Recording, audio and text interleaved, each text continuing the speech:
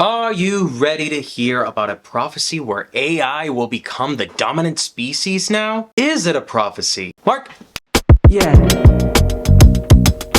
Moviegoers, if you've seen Star Wars Rogue One, then I'm sure you're familiar with Gareth Edwards' work on a good cinematic sci-fi masterpiece. Thus, I have seen The Creator, just to let it immerse me in an original sci-fi adventure story which stars John David Washington as the lead and Madeleine Yuna Voiles. Yep, I'm already butchering names as we start. Madeleine plays as the young AI named Alfie. Potential spoiler warning ahead in case you haven't seen it, so let's get started. Watching the trailer the first time prior and learning it was directed by Gareth Edwards, I knew I was in for not only to be amazed by an incredible visual experience and score, but this is an original screenplay, not based on any books or remakes of anything, but a solid sci-fi story. And no less a post-apocalyptic era where AI and the human race are in a state of war, it seems, and really, AI just wants to be free, and the key to that freedom is through an AI weapon designed by this elusive architect of advanced AI called Nirmata, which in the Hindu language means, you guessed it, creator. Now watching this on IMAX, it just left me satisfied. However, it still came with a bit of what the moment, which I'll explain in a minute. Now, John David Washington plays as Joshua, an ex-agent recruited by the government, at least what's left of it, to hunt down this AI weapon that's a threat to all mankind, and has the ability to bring down the government's main program that sanctions mankind's weapon. Now, that is as much as I can summarize based on what I remember as far as the plot.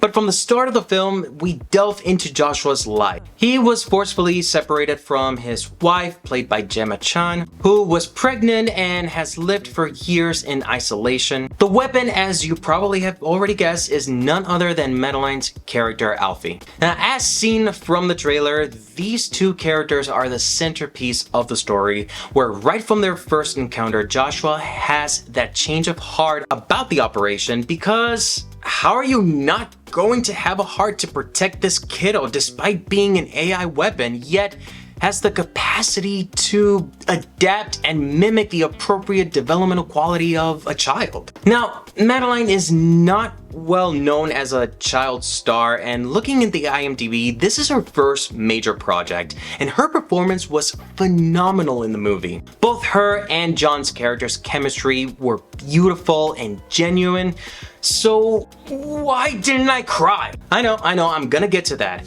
As I do get to that, I do gotta say this. Gareth Edwards should just be known as the Michael Bay for sci-fi films, because the visuals in this movie, not only will it bring you back to when you first saw Rogue One, with ships exploding, laser beams firing left and right, but there were tons of explosions and shots that the camera captivates, which complements the story's tone. Hans Zimmer, who composed for Gladiator, Dune, and Spider-Man No Way Home, just does it again with brilliant composition that fits into the epic sci-fi thrill ride. And as mentioned before, this film is not based on books or remakes of anything original whatsoever. I truly do feel that the plot was well put and character development was there. I've seen it, but the execution, it didn't do as much as I would want it to go for. And of course, I'm referring to the emotional impact that's supposed to affect me,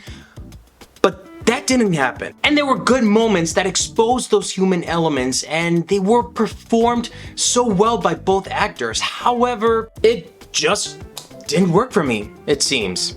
Am I okay? I mean, really, especially during the third act with the scene where Alfie and Joshua were saying their last goodbye. I was right there and I was trying to get a grasp of it, to just feel it, to really understand and experience the hurt. And still, nothing. I mean, what the hell? And you wanna know what the funny part about this is? That folks in my theater, even behind me and some in front of me, were all sniffling from crying. And there I am, I'm like, you Kidding me? I mean, I don't know, good for them for bawling their eyes out. They experienced it in a way that I was trying to force myself to do so, and I don't know, part of it makes me believe that because as a reviewer, I also applied the idea about how you don't necessarily have to buy into the AI's emotional affect because they're machines. They're designed to mimic the socio-emotional response, or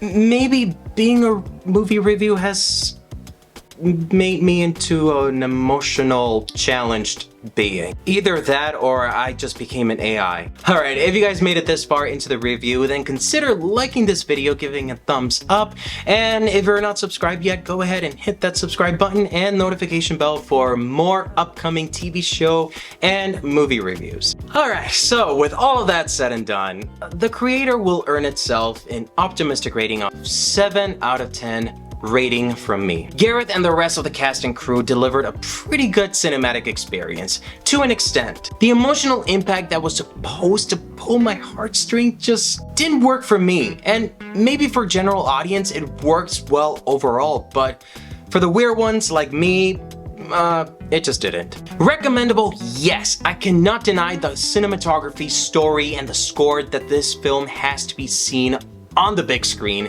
and enjoy a nice epic sci-fi adventure every once in a while. Rewatchable? I'd also say yes, especially if you didn't cry the first time. I'm gonna try this again. So that's all I have for today, guys. Until next time, stay cool, stay safe, and keep watching movies the way they were meant to be seen on the big screen because it's better when we watch together.